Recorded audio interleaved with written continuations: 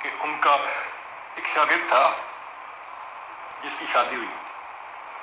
اب شادی کے ابتدائی دنوں میں نا میاں بیوی کی یہ چاہت ہوتی ہے کہ ہمیں کوئی ڈسٹرب نہ کرے، ہم جتنا وقت آپس میں اکٹھا گزار سکتے ہیں ہم گزاریں.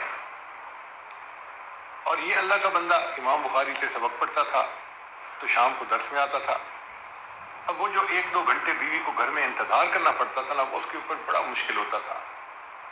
اس کا جی چاہتا تھا کہ خاوند جلدی آئے اور میں اس کے ساتھ مل کے کھانا کھاؤں، ہم آپس میں مل بیٹھ کے باتیں کریں، ملیں، مگر روز کا مجاہدہ اس کو کرنا پڑتا تھا.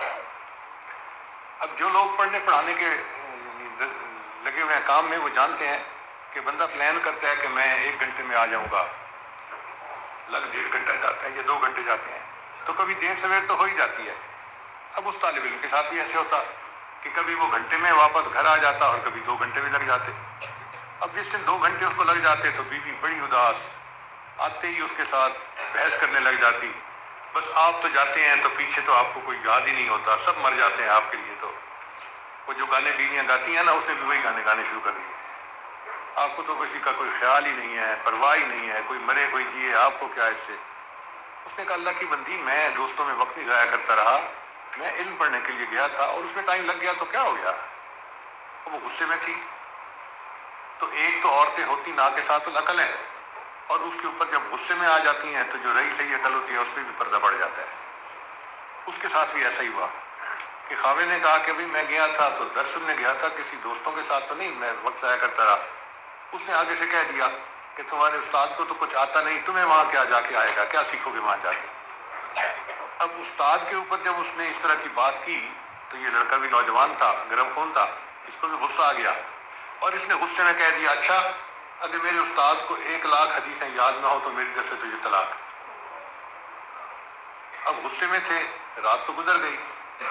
جب صبح دماغ دونوں کے ٹھنڈے ہوئے تو بیوی نے سوچا کہ مجھ سے غلطی ہوئی، میں اس کو جو مرضی کہہ لیتی، یہ میرا خاوند تھا، مجھے اس کے استاد پہ کوئی کمنٹس نہیں کرنے چاہیے تھے.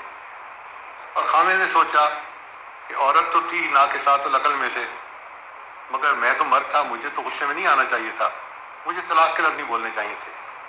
بہرحال اندر اندر سے دونوں شرمندہ تھے اور چاہتے تھے کہ اگر کوئی سلو کی صورت ہو جائے تو زیادہ اچھا ہے. تو بیوی نے خاوند سے پوچھا کہ جی آپ نے مجھے طلاق دی تھی، کیا ہو گئی؟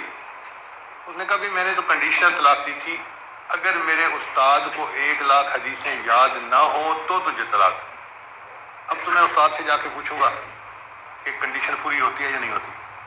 چنانچہ وہ شاگرد امام زہرہ رحمۃ اللہ کے پاس آیا اور اس نے آ کے کہا کہ جی میں نے رات غصے میں یہ سیاہ کارنامہ کر دیا اور بیوی کو مشروط طلاق دے دیا.